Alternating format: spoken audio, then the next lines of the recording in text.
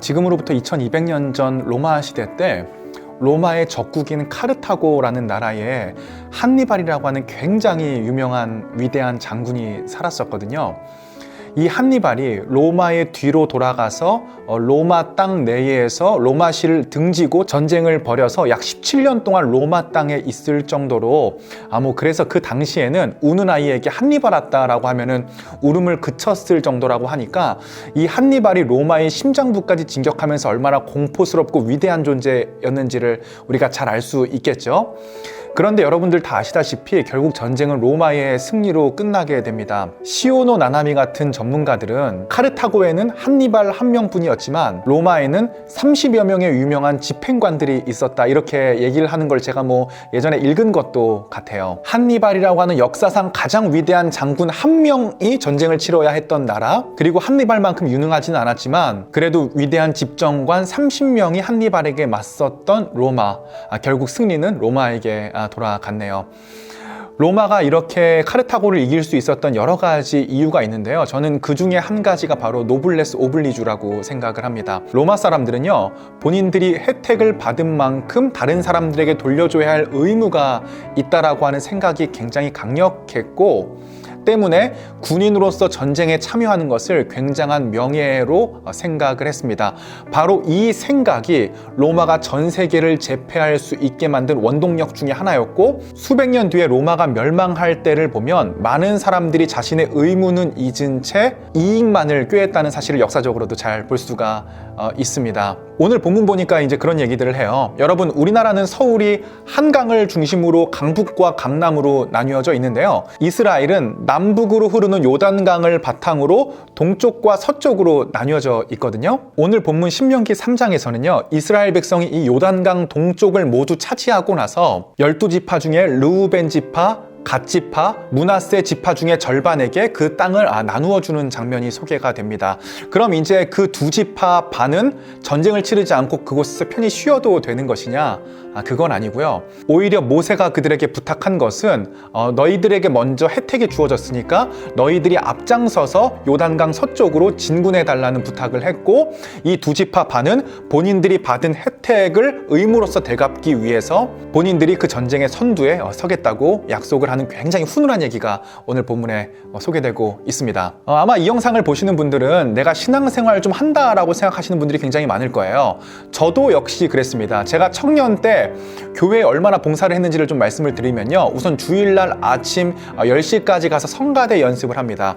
성가대 연습을 40분 하고 나서 한 15분 정도 찬양단 연습을 하고, 그 다음에 본예배 때 찬양 인도와 성가대 지휘 혹은 성가대로 봉사를 하고는 했습니다. 그리고 점심을 먹고 나서는요, 남선교회 성경 공부를 인도를 했고요, 혹은 남성교회에게 찬양을 가르치는 일들을 했습니다.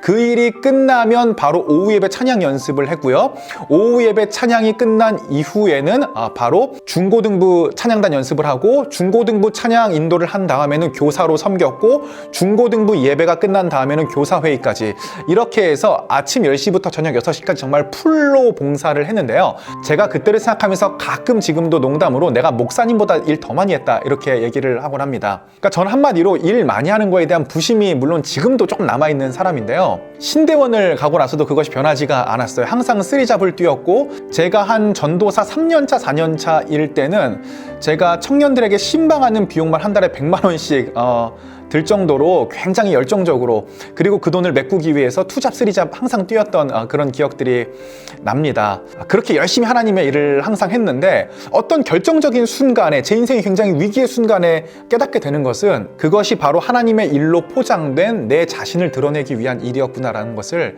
철저하게 한 15년 만에 깨닫게 됐습니다. 여러분, 율법이 무서운 이유는요, 율법은 사람들에게 무조건적인 순종을 요구함으로써 내가 이만큼 순종해냈다라고 하는 자부심을 갖게 만듭니다. 사람을 교만하게 만들고 사람을 자랑하게끔 만드는 특징이 있습니다. 그래서 저도 항상 하나님께 이렇게 기도했어요. 하나님, 제가 당신의 일을 이렇게 열심히 했는데 어떻게 내 소원을 한 가지도 들어주지 않으실 수 있습니까?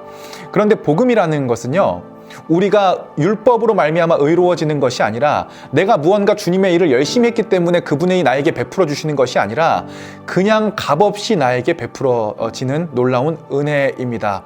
그런데 우리의 마음속에는 내가 무언가를 값없이 받는 것이 나를 가치 없는 존재로 만드는 것 같고 내가 부끄럽게 만드는 것 같기 때문에 그 부끄러움을 씻기 위해서 내가 하나님 앞에 자랑하려는 목적으로 도리어 하나님의 일을 굉장히 열심히 하고는 하죠. 그래서 제가 여러분께 항상 말씀드리는 게 하나님을 경험한 만큼만 최선을 다해라 라고 말씀을 드리는 것이 하나님을 경험하지도 않았는데 내가 내 수준 이상의 열심을 부리는 것은 어쩌면 하나님 앞에 헌신을 하는 것이 아니라 조건적 계약을 맺는 행위일 수도 있다는 생각이 들기 때문입니다.